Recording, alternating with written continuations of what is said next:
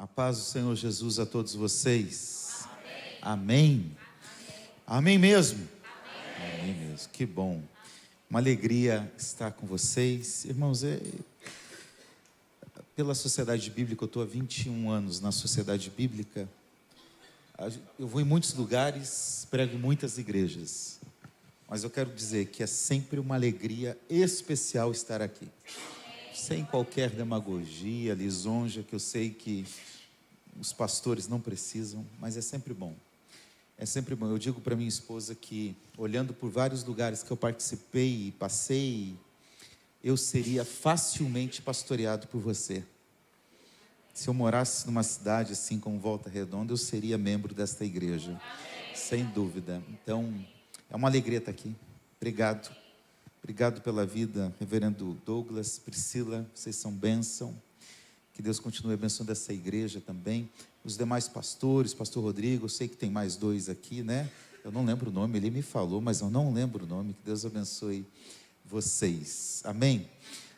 Eu queria, irmãos, também agradecer de uma forma também especial a família do Pudim.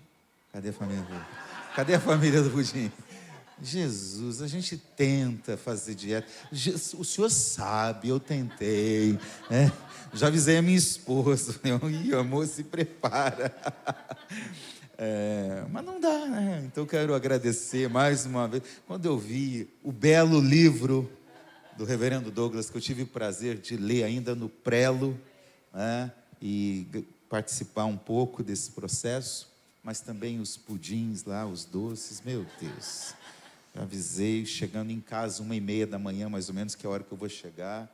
Já falei para a esposa, para minha filha, vamos comer, 1h da manhã, não tem problema não.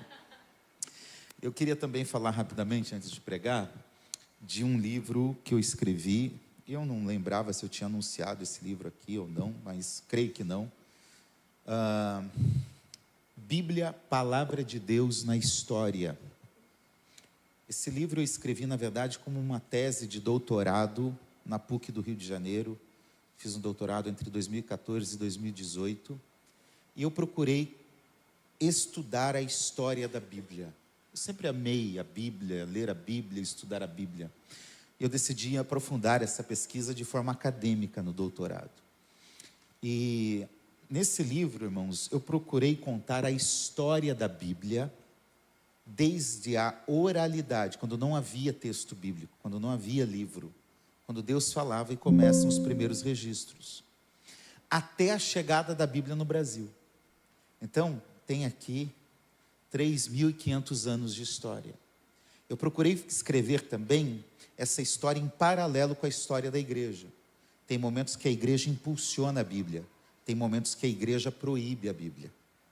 Então, eu falo de história da igreja aqui, falo da palavra de Deus em Israel, no tempo de Jesus, nos pais da igreja, como os pais da igreja viam a Escritura Sagrada, como que foi a Idade Média. Tem um capítulo inteiro sobre Reforma Protestante, Calvino, Zwinglio, Lutero, Reforma Inglesa, o que foi a Reforma em relação à Bíblia. E o período pós-reforma, o período das confissões, e a chegada dela no Brasil. Por 300 anos, eu não sei se você sabe disso, mas a Bíblia era, aliás, não só a Bíblia, aqui no Brasil, colonial, era proibido imprimir e possuir um livro sem autorização da monarquia, do Império Português. Então, imprimir aqui era impossível. Quando que isso muda? 1808. E aí eu faço um paralelo com a história do Brasil, mostrando como a Bíblia chega aqui. Em 1808, Dom João VI chega, 1809, 5.000 Novos Testamentos chegam no nosso país. E aí, marinheiros ingleses e americanos que vêm passando pelo Brasil, negociantes, comerciantes que estão vindo para o Brasil, ingleses e americanos, para trabalhar porque o Brasil se abriu para o mundo, começam a trazer Bíblia, deixam Bíblia nos portos, nas docas, e o povo vai pegando, e a Bíblia se espalha pelo nosso país. Eu chorei em alguns momentos de saber que antes do primeiro missionário chegar aqui, 1855, Robert Calley, durante 40 anos a Bíblia foi distribuída por anônimos. E alguns lugares que os missionários chegaram para implantar uma igreja, quando chegou lá já tinha um grupo reunido, fazendo um culto, desvinculado da igreja oficial e querendo uma igreja que amasse a Bíblia. E aí eles fundam a Bíblia. Então eu conto toda essa história. Como foi formado o cânon bíblico? O que é uma tradução? Quais as traduções que nós temos em língua portuguesa? Tem muita coisa aqui que pode te ajudar. Quem deve ler esse livro? Primeiro, quem quer conhecer a história da Bíblia, que pouco se fala. Segundo, é quem quer defender a Bíblia na sociedade. Porque aqui eu trago argumentos científicos, acadêmicos, históricos, para falar sobre por que eu acredito que a Bíblia é a palavra de Deus. Ela é um livro único, impossível de explicar racionalmente. E para quem também quer conhecer mais de cânon bíblico, tradução da Bíblia, interpretação da Bíblia e tudo isso, tá bom? Esse livro eu vendo a R$90 normalmente, ele tem 400 páginas, mas está a R$75 aqui, tá bom? Eu estarei lá fora, como que é o nome daquele espaço lá? Koinonia, estarei no Koinonia, você pode passar lá. Se alguém quiser uma dedicatória, dobra, é 150. Esse aqui eu quero dar para você, fica aí, deixa que eu desço. Deus te abençoe, amigo, obrigado, tá?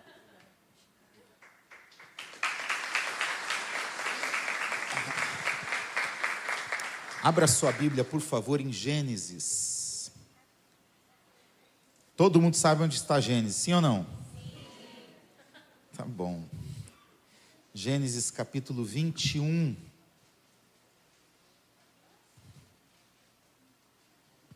Eu gosto quando Deus não é obrigado a fazer nada disso que eu vou falar, mas quando Ele faz, eu fico muito feliz. Quando alguma canção do momento de louvor e adoração combina com o que eu vou pregar. Então, tá bom, é isso aí, né? Às vezes eu já mudei subindo para o púlpito para pregar. Então, e eu quero falar sobre promessas nessa noite. Nós cantamos sobre isso. Eu quero falar sobre isso. A história que eu vou ler aqui é a história de um pai. Eu não vou pregar só para pais, mas serve também. O grande pai da fé, o patriarca de Israel, Abraão. E como ele viveu um momento especial na sua história por meio de uma promessa que Deus cumpriu na sua vida. Então, nós vamos ler Gênesis capítulo 21. Todos encontraram? Podemos ler? Entre o versículo 1 e o versículo 8, diz o seguinte, a palavra de Deus. O Senhor visitou Sara, como tinha dito, e cumpriu o que lhe havia prometido. Sara ficou grávida e deu à luz um filho a Abraão na sua velhice, no tempo determinado de que Deus lhe havia falado. Ao filho que lhe nasceu, que Sara lhe dera à luz, Abraão deu o nome de Isaque. Abraão circuncidou o seu filho Isaque, quando ele tinha 8 dias, segundo Deus lhe havia ordenado. Abraão tinha 100 anos, quando lhe nasceu Isaque, seu filho. E Sara disse: Deus me deu motivo de riso, e todo aquele que ouvir isso vai rir comigo. E acrescentou: quem diria a Abraão que Sara ainda amamentaria um filho? Pois na sua velhice lhe dei um filho. Isaque cresceu e foi desmamado. Nesse dia em que o menino foi desmamado, Abraão deu um grande banquete. Promessas fazem parte da vida. Quando a gente casa, aqui na hora da ministração, você promete ser fiel? Na saúde, na doença, sim ou não? E a gente promete, sim ou não? Promete. De 2 em 2 anos, de 4 em 4 anos, a gente tem que lidar com pessoas que vêm dizer assim, ó, vota em mim, porque eu prometo que... Né? E as promessas vêm. E uma das coisas mais fúteis, que eu falo que o futebol, entre as coisas menos importantes da minha vida, o futebol é a mais importante. E estava brincando com o reverendo Douglas, o meu time é o mais bíblico que existe. Porque a Bíblia diz assim: no mundo tereis aflições. Eu não sou vascaíno, calma. O pior é que o pastor é vascaíno. Não deu nem para disfarçar, irmão, desculpa. Eu torço para o Coritiba Futebol Clube. Eu sou de Curitiba, no Paraná. Eu torço para o Curitiba. Mas eu acho engraçado que quando o time está mal, de quem é a culpa? Claro, é do técnico, sempre é do técnico, né? O time joga bem, ok, que legal. O time joga mal, é a culpa do técnico. Aí vem o técnico novo e diz assim: não, nós vamos montar um time forte. Não, porque agora vai, porque já temos esquema de jogo. Nós vamos colocar o time onde ele deve estar. Promessas! E normalmente a gente está em aflição, pelo menos é o meu caso. Promessas fazem parte. Promessas fazem parte do relacionamento entre Deus e o ser humano também. Há muitas promessas que Deus faz de forma coletiva para a igreja, para o seu povo, para Israel, para a igreja de Jesus, e há pontualmente promessas individuais. Deus faz promessas. E agora, olhando para esse texto, eu vejo nesse texto que uma grande promessa que Deus havia feito está se cumprindo. Aquilo que Deus prometeu se cumpriu. Então eu quero extrair com vocês algumas lições sobre como nós podemos viver as promessas de Deus. Amém? Porque nós podemos viver aquilo que Deus prometeu a nós. Então, em primeiro lugar, como então eu posso viver as promessas de Deus? Não sei se a projeção está lá, se consegue me ajudar, por favor. Em primeiro lugar, as promessas de Deus, fique com a sua Bíblia aberta, elas estão firmadas em Deus e em seu propósito para conosco. Se eu quero viver promessa de Deus, eu preciso ir aonde a promessa está. Olha comigo o versículo 1. O escritor sagrado está dizendo algumas verdades fundamentais para quem quer viver promessa. O Senhor visitou Sara, primeira verdade. O Senhor visitou Sara como tinha dito ou falado. O Senhor cumpriu o que lhe havia prometido. Quando eu olho nesse texto, eu aprendo que promessas estão firmadas e elas partem do próprio Deus. E diferente do meu técnico de futebol, diferente do político de 2 em 2 anos, diferente de nós mesmos que fazemos promessas que muitas vezes não cumprimos, nós temos um Deus que faz promessas, mas cumpre a promessa que faz. O Senhor prometeu, o Senhor cumpriu. E aí eu posso descansar, porque eu entendo que Deus, Ele é o maior interessado na promessa. Ele tem um propósito. Deus não é como a gente que faz planos no decorrer da vida, em certos momentos da caminhada, não. Deus, diferente de nós, Ele tem um plano já estabelecido, porque Ele é onisciente, sabe tudo, onipotente, eterno. O seu plano está estabelecido antes de você existir, antes do mundo existir. Deus já tinha um plano, um propósito. Ele está sentado, governando de forma soberana, conduzindo a história, e o propósito de Deus vai se cumprir. Deus é o agente ativo nessa ação. É Abraão e Sara, porque eles são os pais de Isaac. Não, Abraão e Sara são agentes passivos. Quem está em ação aqui é Deus, e é por isso que na dependência de Deus nós vivemos as promessas. Quando eu entendo que é isso, que não depende de mim, não depende dos meus méritos, das minhas habilidades, o que há em mim, irmãos, pode ser bom, pode ser suficiente em parte, mas de Deus depende todas as coisas. A verdade é que o propósito de Deus era muito maior do que Isaac. A gente fica feliz porque Deus cumpre alguns propósitos e fala: que bom, vai acontecer, e parece que nós estamos no centro. Parece que Deus ficou tão sensível a nós que falou: tá bom, então eu vou te ajudar. Não, não é isso. Ele tem um plano, um propósito que vai cumprir. Então, Ele tem um plano muito maior do que o Isaac. Quando Paulo está escrevendo aos Gálatas capítulo 3, abra lá.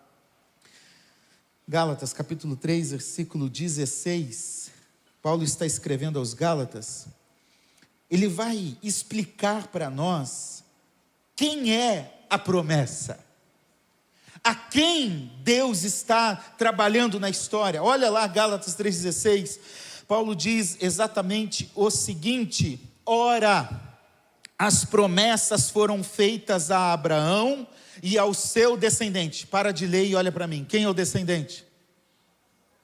É Isaac? Sim? Vamos continuar?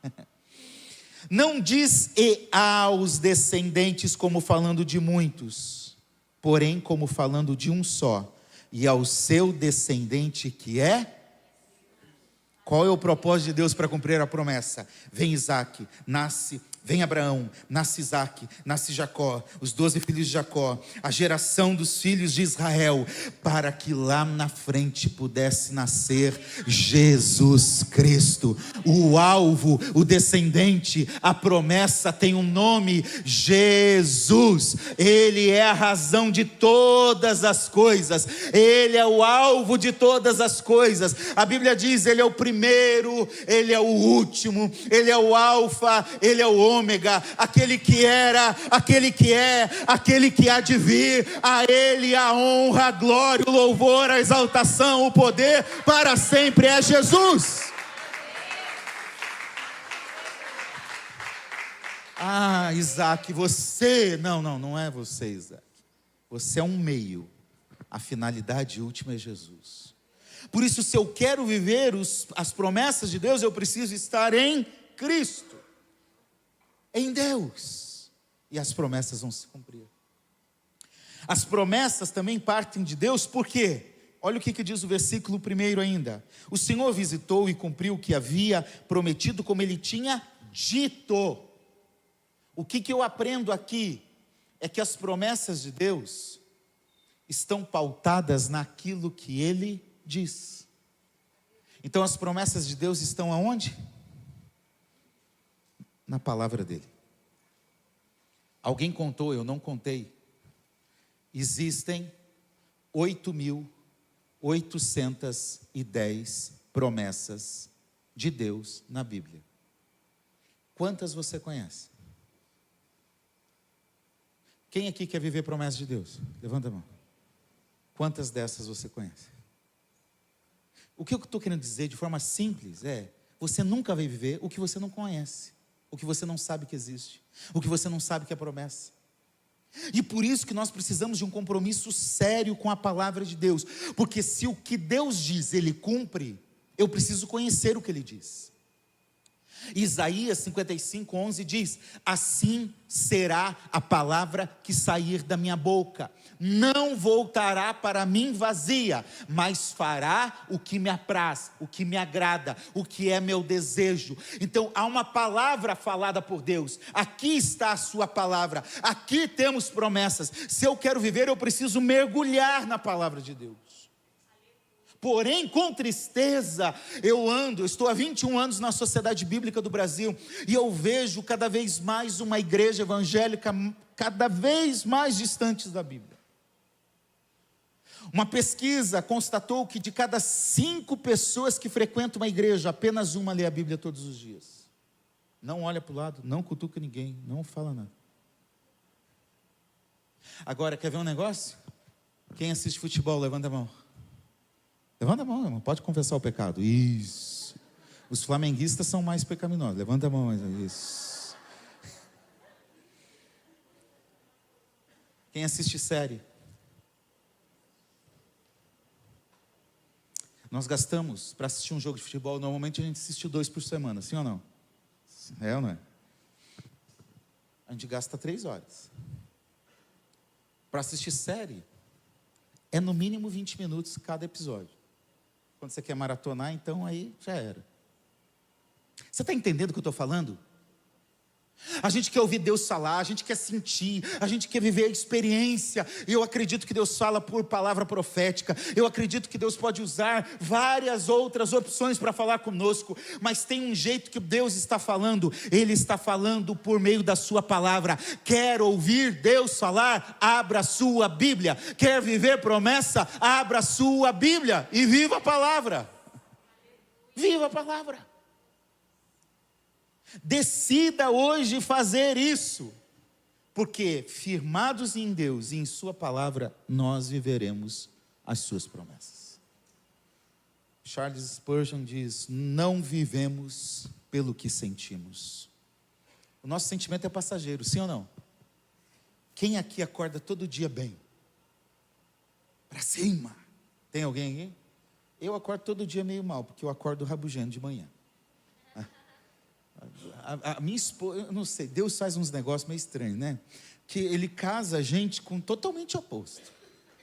A minha esposa acorda falando assim: bom dia sol, bom dia nuvem, bom dia animalzinho, bom dia. Eu acordo, bom dia. É uma tristeza, né, amor? Mas o que eu estou querendo dizer é que tem dia que você acorda para baixo, cansado, desanimado. Tem dia que a luta foi tão grande que você está sentindo ainda a batalha. Tem dia que você acorda bem, não, agora vai, hoje vai ser o meu dia. Nós não podemos andar por sentimentos. Não vivemos pelo que sentimos, vivemos agarrados na promessa. Diz Spurgeon: tome para você a promessa de Deus, pois ela é suficiente, e mais do que suficiente, mesmo que todas as fontes da terra se sequem. Confia na promessa de Deus. Ele falou, Ele vai cumprir. Está na sua palavra, pode levantar o que for, Deus vai cumprir a promessa dEle em nossas vidas. Segundo, as promessas de Deus envolvem uma jornada, um caminho que nos leva a confiar e agir em Deus. Sabe que eu fiz uma pergunta? Fica aí nesse cantinho, por favor, de castigo, só um pouquinho. Eu fiz uma pergunta preparando esse texto, refletindo sobre ele. Por que Deus faz promessa? Não seria melhor Ele falar: eu quero fazer, já vou fazer, não preciso prometer nada? Já fez. Sim ou não? Não é mais lógico? Em vez de ficar prometendo, eu vou fazer, já faz de uma vez, acabou. Eu entendi que a promessa tem um sentido. Deus tem uma intenção. As promessas têm por objetivo fazer com que possamos nos relacionar e confiar com Deus. Então, promessas envolvem uma jornada. Vou trocar de lado. Eu sou Deus, né? Tá bom? Ele já sabe. Gancho aqui em mim. Então eu estou aqui, eu faço uma promessa. Ô Rodrigo, no lugar de Deus, vai acontecer isso, eu vou fazer isso, e você vai desfrutar disso. Aí o que Deus espera? É que a partir daqui, nós possamos entrar numa caminhada, numa jornada, em que o Rodrigo vai aprender a confiar. O Senhor prometeu, então eu vou andar. O Senhor está fazendo, então eu vou andar. Tem um alvo, porque a promessa está lá na frente, ela vai se cumprir, então eu vou andar. Há uma jornada que me leva a me relacionar com Deus. E é nessa jornada que eu desfruto, não apenas da promessa final, mas daquilo que é muito maior do que a promessa. É andar com Deus, é estar ao lado de Deus, é ouvir a Deus, é conhecer a Deus, é se relacionar e confiar de verdade em Deus. A promessa nos leva para uma caminhada. Mais do que receber algo, Deus quer ter uma comunhão, amizade e intimidade. É isso que Deus quer. Quando que Deus faz a promessa para Abraão? De que daria um filho a ele. Vamos lá, crente bom de Bíblia.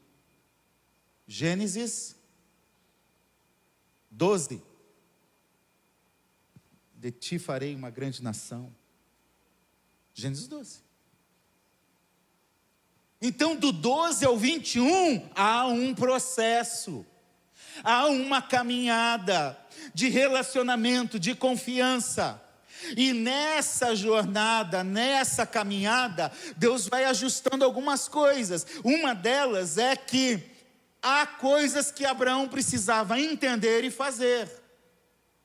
O versículo 2 começa dizendo o seguinte: Sara ficou grávida. Ou seja, Deus prometeu, Deus realizou um milagre, porém Sara tinha que engravidar. Sara e Abraão tinham que fazer a parte dele. O que eu aprendo? Para eu viver as promessas, irmãos, a soberania e o propósito de Deus anda junto com a responsabilidade humana. Eu aprendo que eu tenho que sair da passividade. Eu entendo que eu tenho que parar de procrastinar as coisas. Eu aprendo que eu preciso agir. Deus, o que cabe a mim nesse processo? Porque tem crente que vive deitado em berço esplêndido. Então Deus vai fazer, eu não vou fazer mais nada. Não é assim. Não funciona desse jeito. Eu preciso, irmãos, acabar com aquele conceito do filósofo grego. Não sei se vocês conhecem esse filósofo grego antigo, que dizia mais ou menos assim: deixa a vida me levar, vida leva eu. Conhece? Deus vai fazer, então eu não vou fazer nada. Não é assim.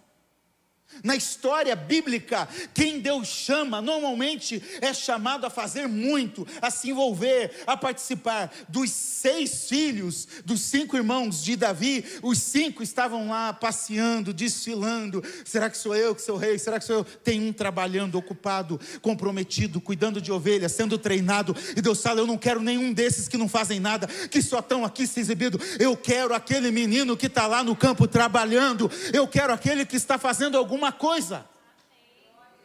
Eu não sei você, mas todas as vezes que eu fui pastor de igreja, quando eu chamava alguém e falava: esse aqui não tem muita coisa para fazer, ele vai fazer, ele vai se envolver, ele vai trabalhar. Não faz nada. Não faz nada.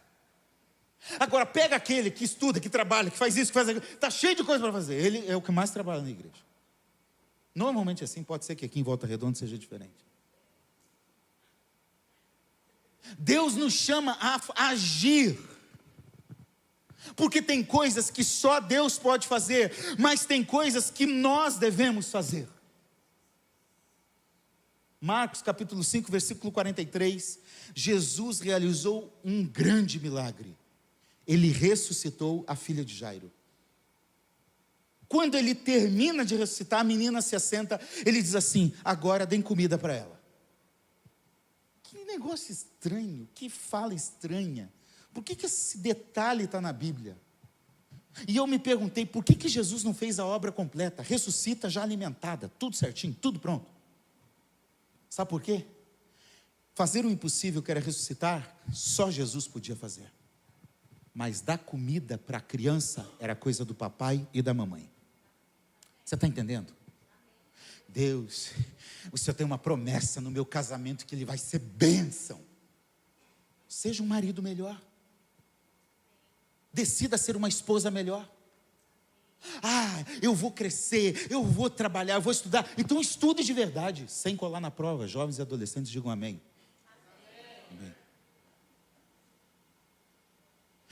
Eu quero crescer, eu quero desenvolver. Então não vai para o chat GPT fazer trabalho.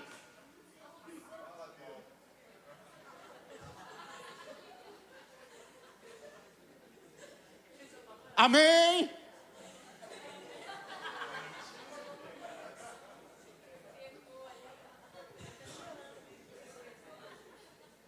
Irmão, o que eu estou querendo dizer é que tem coisas que você precisa decidir fazer.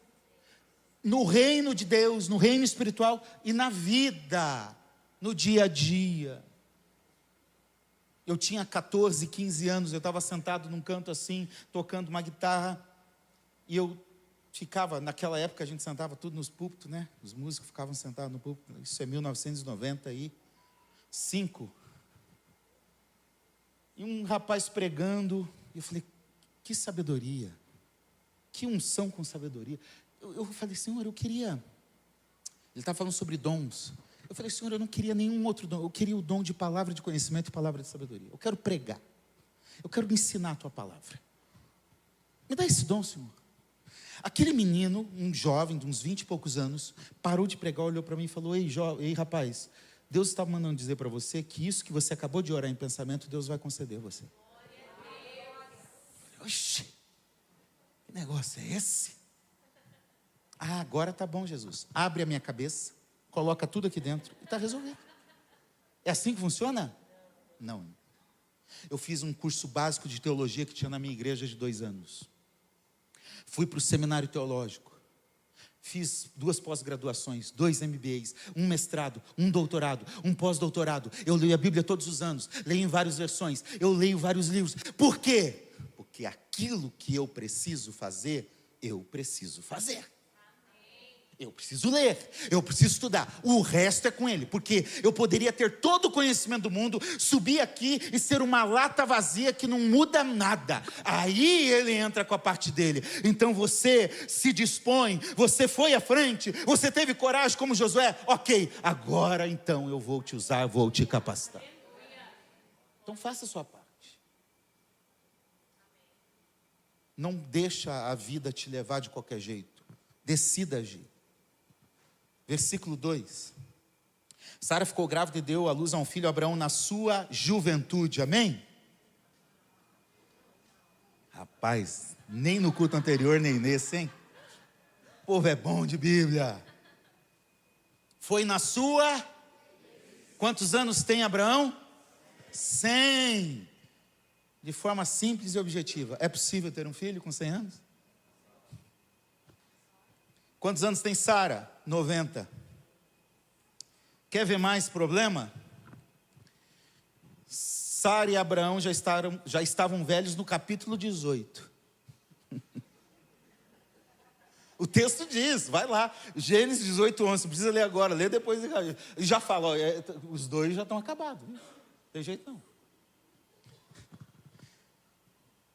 Gênesis 11, 30, Sara é estéril. Mulher estéril tem filho? Gênesis 18, 11, Sara já está naquilo que hoje a gente chama de menopausa. É possível ter filho? Tem várias impossibilidades que impedem. E o que eu aprendo então? É que as promessas de Deus, quando são de Deus, elas superam as nossas limitações. A velhice, a esterilidade, a condição de Sara, nada foi impossível. E não pense que eles não tinham medo. No capítulo 18, versículo 14, Sara e Abrão ficam discutindo com Deus, ali no capítulo 18, Deus, o senhor está meio maluco que o senhor vai dar um filho. Não dá, eles começam a rir de Deus. Aí Deus diz, por acaso existe algo demasiadamente difícil para o Senhor? Deus está dizendo, nada pode me limitar. Então entenda, em nome de Jesus, as nossas limitações não limitam o nosso Deus. Se Ele tem uma promessa, pode ser o impossível que for, Ele vai cumprir. Ponto final. Olha comigo, Hebreus capítulo 11, o escritor bíblico ali, ele vai lembrar dessa história, dessa situação e vai dizer algumas coisas. 11 de Hebreus, olha o que diz o texto. Pela fé. Como foi que o impossível aconteceu? É pela fé. Pela fé também a própria Sara, apesar de não poder ter filhos, apesar de já ser idosa, recebeu o quê? Poder. Pela fé, e o poder de Deus se manifesta. Quem gerou o filho? O poder de Deus. Recebeu poder para ser mãe, pois considerou fiel aquele que lhe havia feito a promessa. Versículo 12. Eu gosto quando a Bíblia tem uns toques de humor. Por isso também de um homem, um só homem, a minha tradução, praticamente morto. Que fantástico isso.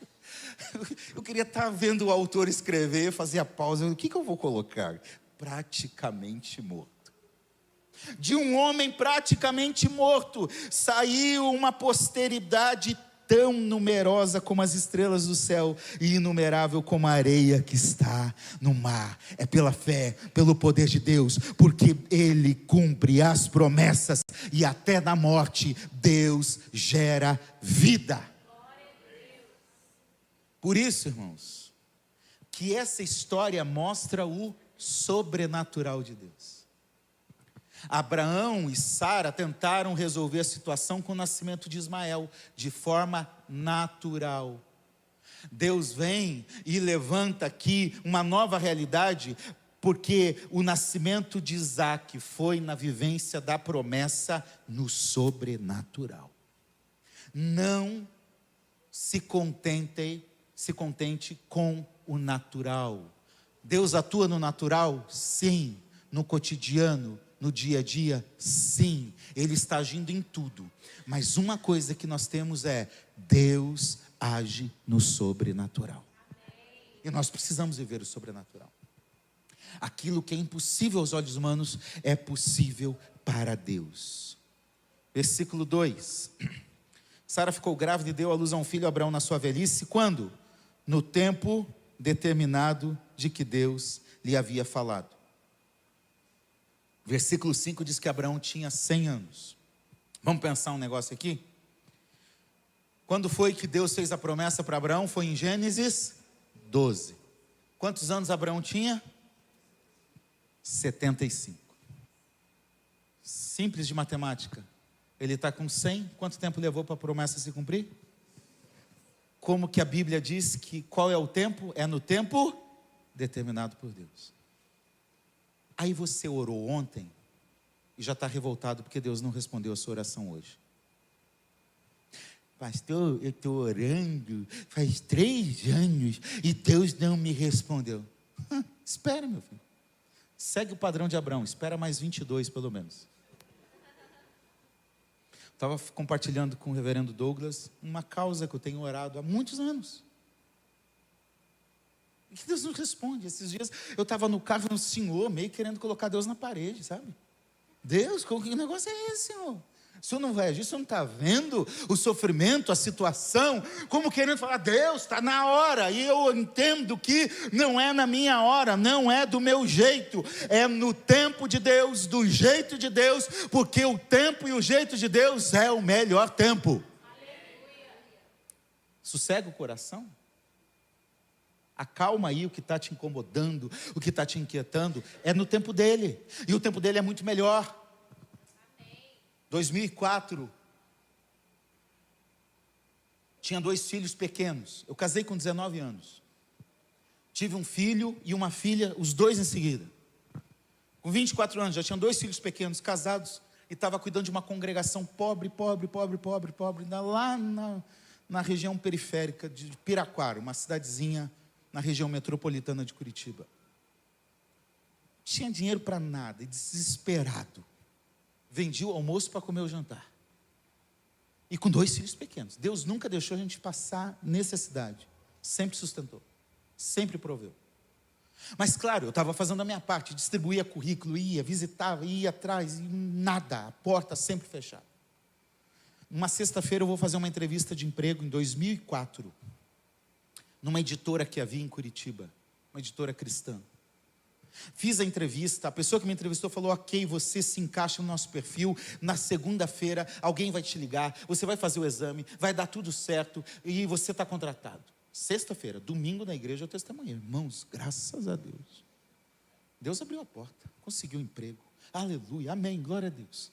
Segunda-feira ninguém me ligou, terça-feira ninguém ligou, quarta-feira eu falei: ô gente, explica aí o que está acontecendo. O rapaz falou que ia ser contratado, não veio. Ah, tá, é que aquele rapaz que era o nosso gerente, ele foi demitido pelo conselho na sexta-feira. Senhor, eu já até testemunhei. E aí? Irmãos, a minha indignação foi: Deus, eu tenho 2 filhos pequenos. Deus, o Senhor prometeu. Aliás, eu tinha recebido uma palavra de Deus que daquele ano Ele abriria uma porta que mudaria a minha vida. E isso deveria ser julho, agosto, mais ou menos. Que negócio é esse, Deus? que o Senhor não está respondendo, o Senhor está me abandonando, o Senhor está esquecendo, o Senhor não está ouvindo minha oração, nem da minha esposa, nem de ninguém. O que está acontecendo? Você já ficou revoltado assim? Eu já fiquei. Mas eu vou dizer uma coisa para você. Graças a Deus que Ele disse não. Graças a Deus que Ele fechou aquela porta. Aquela editora, 5, 6 anos, 7 anos depois, faliu. Está devendo milhares de reais até hoje no mercado.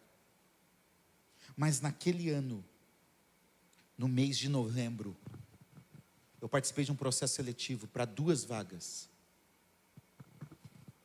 Com 60 pessoas. Eu estava no 2º ano do seminário. No 3º ano do seminário. Não tinha experiência. Eu tinha trabalhado com meu pai boa parte da minha vida. Não tinha experiência, não tinha faculdade, não tinha nada. E gente lá de gravata, e administrador, e não sei o quê, e não sei o quê. Eu falei, bom, vamos lá. Entrei no processo. Segundo dia do processo, 10 pessoas vão para o segundo dia, eu fui. Terminou o final do dia. Daqui uns dias a gente liga. Ligaram no dia 23 de dezembro. Assir, tem uma boa notícia para te dar. Você foi escolhido para trabalhar na Sociedade Bíblica do Brasil. 21 anos que eu estou nessa organização. Comecei como vendedor. Com 1 ano fui promovido a coordenador regional de projetos. Com 2 anos e meio assumi a gerência em Porto Alegre. Com 28 anos de idade, mais 1 ano e meio depois de Porto Alegre, assumi a diretoria regional, cuidando de 6 estados, 2 barcos, 2 regionais. Depois vim para o Rio de Janeiro, fiquei 11 anos. E agora cheguei na diretoria nacional, cuidando de projetos da Sociedade Bíblica do Brasil. É no tempo de Deus, do jeito de Deus. Por quê? Porque é no tempo dele. Matthew Henry diz: o Senhor é sempre pontual em seu tempo. Embora suas promessas não se cumpram no tempo determinado por nós, elas certamente se cumprirão no tempo em que Ele determinou. E este é o melhor tempo. Então eu quero dizer para você, não tenha pressa. Cutuca o irmão que está do seu lado e diga assim: não tenha pressa. Escuta o que eu vou dizer para você. Isaac é o filho da promessa. Ismael é o filho da pressa. Passam-se os anos, depois de Gênesis 12, Abrão e Sara envelhecendo, Sara estéril, e eu acho que os dois lá falaram: não dá, Deus, a gente tem que ajudar o Senhor prometeu, o Senhor não está dando conta, então nós vamos ajudar o Senhor a cumprir a sua promessa. E aí, o que eles tentam fazer? Gênesis 15, Abraão diz: não, Senhor, eu entendi, o descendente que o Senhor vai me dar é o Eliezer, tudo bem, Senhor. Aí Deus diz: não é, Abraão, sossega. Um pouco depois, irmão, Gênesis 16, a Sara chega e fala: Abraão, meu velho, vamos dar um jeito nesse negócio aí, porque Deus, não sei, viu? Faz o seguinte, pega Agar, vai lá, tem um filho com ela é minha serva, minha escrava, vai dar tudo certo, ele vai ser teu descendente. E aí, Ismael era o descendente? Não. Agiram com pressa. Tentaram ajudar Deus a ser Deus. E até hoje, irmão, nós estamos falando de um negócio acontecido há 3.500 a 4.000 anos. Até hoje nós enfrentamos consequências. Porque os descendentes de Ismael estão em conflito com os descendentes de Isaac. Está lá, até agora. Guerra aqui, guerra lá, e ataca Israel, e Israel ataca, e essa bagunça toda. Porque alguém teve pressa. Porque alguém não esperou o tempo de Deus. Por isso, aquieta a tua alma. Como diz o salmista: aquietai-vos e sabei que eu sou Deus. É no tempo dele. Enquanto isso, Deus vai falando: estou aqui, hein? Gênesis 15, 17, 16, 18, Deus fala: Abraão, sossega. E é tão bom quando Deus faz isso, que Ele vai e traz, você está desesperado, Senhor, não vai dar certo. Aí vem um louvor e fala: calma. calma. Aí vem um pregador aqui e fala: oh, sossega o coração. Aí você abre a Bíblia e lê um texto e Deus fala: ei, eu estou no controle, nada está perdido. Eu vim aqui hoje para dizer para você: aquieta o coração, Deus está no controle da tua vida, da tua casa, da tua família, dos teus sonhos, dos seus projetos. Acalme, porque a promessa vai se cumprir. Terceiro e último lugar, as promessas transformam a nossa vida e o nosso relacionamento.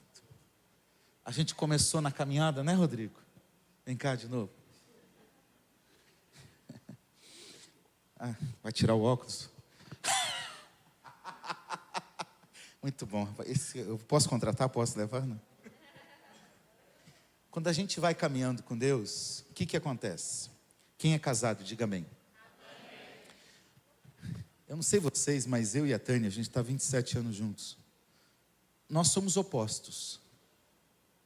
Normalmente somos opostos, né? Um do outro. Mas com o passar do tempo, a gente vai pegando os costumes do outro. Sim ou não? A Tânia não gostava de comer queijo. Eu amo queijo. Pizza de queijo. Hambúrguer com queijo derretendo. Aleluia. Hoje é uma briga com queijo, eu e a Tânia. Eu não gostava de uns tipos de música. A Tânia é eclética, gosta de todo tipo de ritmo. Eu aprendi. Porque você vai andando e isso vai transformando a gente. E o relacionamento, e você vai conhecendo mais a Deus. A ponto de que você, somos diferentes, né? Tá vendo? Mas a gente vai andando. Vai, irmão, agora é a hora, isso. Aí,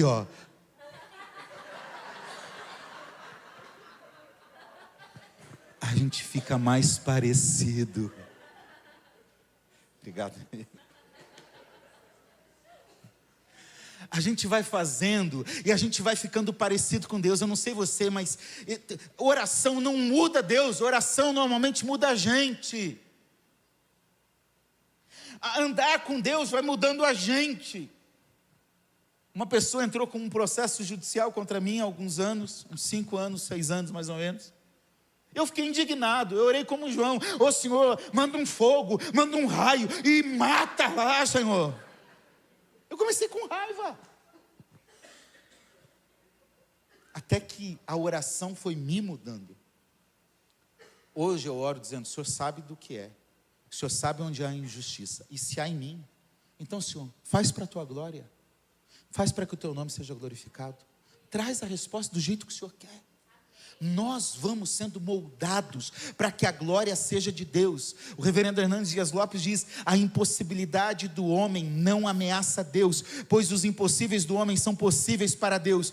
Quando o homem chega ao fim dos seus recursos, já chegou nesse estágio? Quando o homem chega ao fim dos seus recursos, Deus ainda tem à sua disposição toda a suprema grandeza do seu poder. O que o pastor Hernandes está dizendo? Olha, a gente está sem recurso, sem saída, e Deus está aqui cheio de recurso, cheio de grandeza, cheio de milagre, e nós aqui na escassez. E por que Ele não faz? É porque está na jornada, até a gente entender que Deus faz assim para que coloquemos nele a nossa confiança. É na caminhada que eu vou falando: Deus, então não é comigo, é com o Senhor. Não é para a minha glória, é para o Senhor. Não é para mim, é para o Senhor. Deus faz assim para que coloquemos nele toda a nossa confiança, para que tenhamos nele toda a nossa alegria e para que dediquemos a ele toda a glória devida ao seu nome. Você pode levantar sua mão e glorificar a Deus que cumpre promessa nas nossas vidas. E aí a gente vai mudando, a vida vai mudando. Versículo 3. Ao filho que lhe nasceu, que Sara lhe dera à luz, Abraão deu o nome de Isaque. Qual é o nome do filho da promessa? Versículo 6. E Sara disse: Deus me deu motivo de riso, e todo aquele que ouvir isso vai rir comigo. Sabe o que significa Isaque no hebraico? No hebraico é Yitzhak. O que é Yitzhak no hebraico? É alegria, é riso, é sorriso. Vem comigo. Olha que história maravilhosa. Quem deu o nome de Isaac foi Deus, no capítulo 17. Por que Deus deu o nome? Porque lá no capítulo 17, Abraão e Sara riram. Deus fala: eu vou dar um filho, hein? Abraão e Sara: tá bom, Deus, ok. É como se Deus tivesse dito: então me aguarde, você vai ter um filho, e o nome do filho será alegria, será sorriso. É como se você tivesse aqui hoje em português falando: ô risadinha, meu filho, vem cá. Aí Sara começa a dizer assim: Deus me deu um motivo de riso. Eu ri de forma sarcástica, eu ri, mas Deus transformou a minha história e Ele me deu um motivo de riso. Sabe o que isso significa, irmãos? É que a angústia de uma mulher no contexto oriental antigo de não ter um filho, que representava a ausência da bênção de Deus, tristeza, como Ana em 1 Samuel, toda essa angústia foi transformada pela alegria. Aí Sara está dizendo: e todo mundo vai rir comigo. Por quê? Porque primeiro o filho é risada, vem cá risada. Segundo, porque a angústia foi substituída pela alegria. A gente pode enfrentar dificuldades. Você enfrenta dificuldades? Sim ou não? Você pode chorar por um problema, por uma dor, mas assim como Sara sorriu, eu quero dizer, a alegria vem sobre nós. O choro pode durar mas a alegria vem. Você consegue confiar nisso? Enfrentou batalha até aqui chorando? Acalme-se, a alegria de Deus para você também. E pastor, e se não vier? Esses dias eu até vi no TikTok aí uma pregadora famosinha que diz assim: quem tem promessa não morre não. Tem uma música que diz isso. Mas eu leio Hebreus e tem gente que teve promessa e morreu.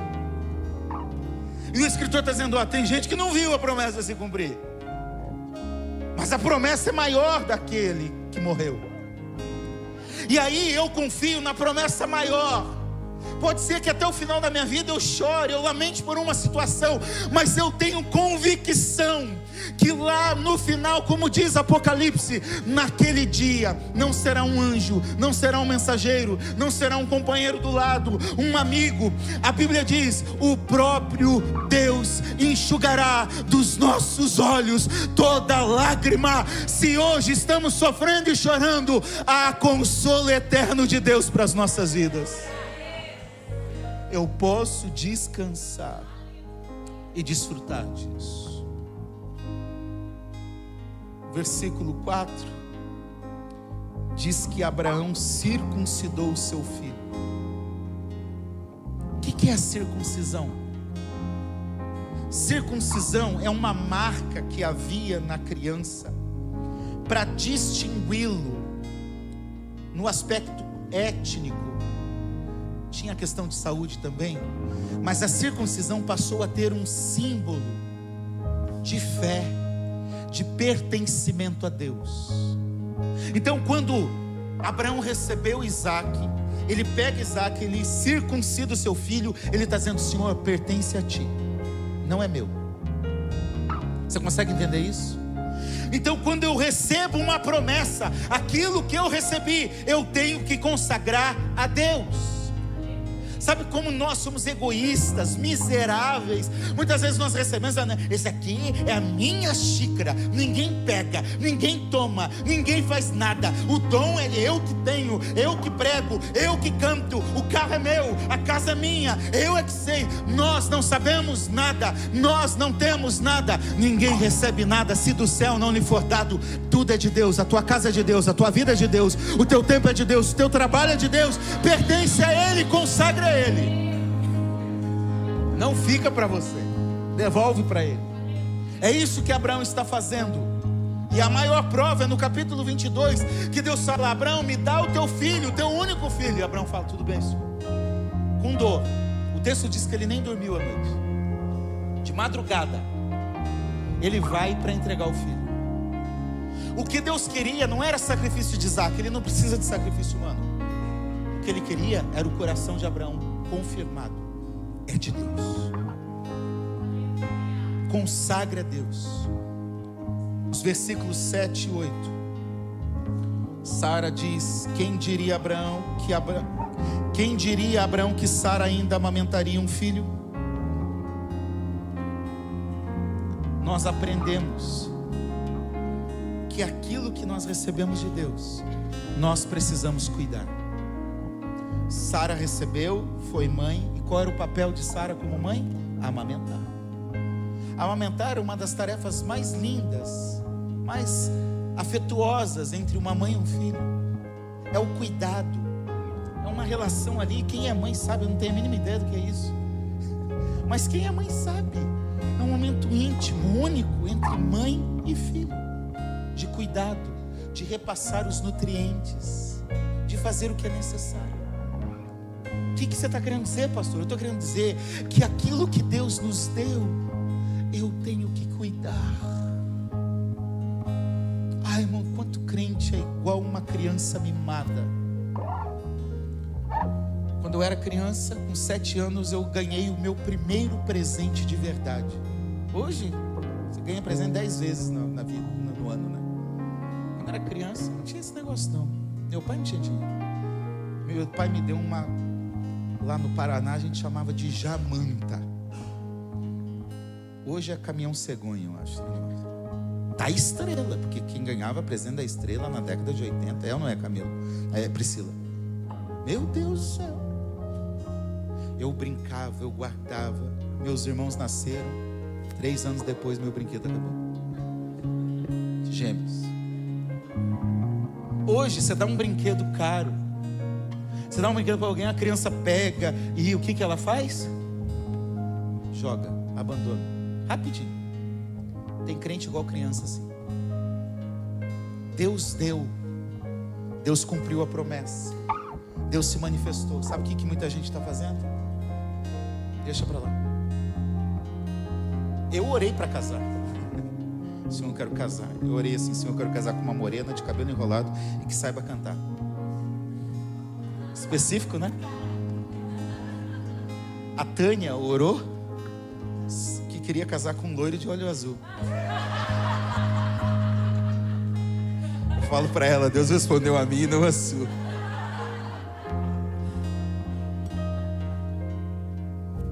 Então eu orei, irmãos. Eu cheguei com 17 anos, 17 para 18 anos. Senhor, eu quero casar. Eu quero cumprir o seu propósito. Eu já entendi o chamado que Deus tinha na minha vida. Eu quero casar, não quero enrolar, não. Eu quero. E casei com 19 anos, fui pai com 20 anos e pai com 21 anos. E a minha vida foi assim. E os dois juntos no reino. Era o meu pedido a Deus. E graças a Deus Ele fez isso. Só que sabe qual que é o problema? É que a gente pede para casar, pede para ter filho, pede para receber um dom, um talento, um ministério. E aí a gente abandona isso na caminhada. Não amamenta, não cuida, não nutre. Casa dizendo que ama, você é minha vida. Passa 10 anos, ô sua anta. Deus dá um dom, Deus dá um ministério, começa a servir, mas a situação da vida, o relacionamento com pessoas desgasta, a gente fica ferido, magoado. Então eu não quero mais nada, não quero saber de igreja, não quero saber de pastor, não quero saber de ministério. Eu vou ficar no banco, agora é cadeira, vou ficar na cadeira, eu não vou fazer nada. Deus deu, valorize o que Deus deu. Cuide do que Deus deu, para você não se arrepender quando Ele tirar, para você não chorar amargamente daquilo que Ele deu quando você pediu, porque tem coisa que a gente só valoriza quando a gente perde. O último lugar diz que Isaac cresceu e foi desmamado, e nesse dia Abraão deu um grande banquete. Sabe, uma das coisas que eu mais gosto na fé cristã é que a gente gosta de festa. Então quando Deus cumpre a promessa, o que Abraão faz? Vamos fazer um banquete, irmão. Traz lá, vamos, o pai do filho pródigo, traz o bezerro gordo, que hoje tem churrasco. Deus gosta tanto de festa que quando a gente for com Ele para a eternidade, tudo vai acabar nas bodas do Cordeiro. Vai ter festa. O nosso Deus é um Deus de celebração. é um Deus de alegria, é um Deus de banquete. Tem gente, tem crente que é rabugento. Pergunta para o irmão que está ao teu lado: você é rabugento?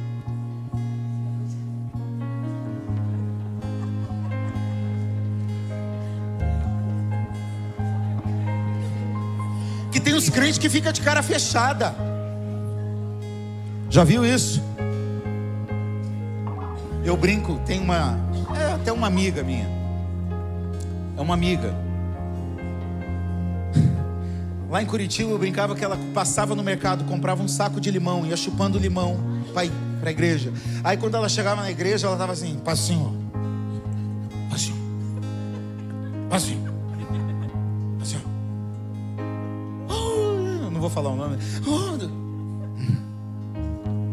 Pastor Marcos, que já pregou aqui, ele disse que lá do outro lado do mundo, o sujeito quando é complicado é xiita, mas aqui o crente é chato. Seja leve. A Bíblia diz: alegrai-vos no Senhor. Novamente vos digo: alegrai-vos, festeje, faça banquete, celebre a vida, celebre a Deus, celebre a família, celebre as promessas, celebre, viva a alegria de Deus na sua vida. Abraão nos ensina a viver assim.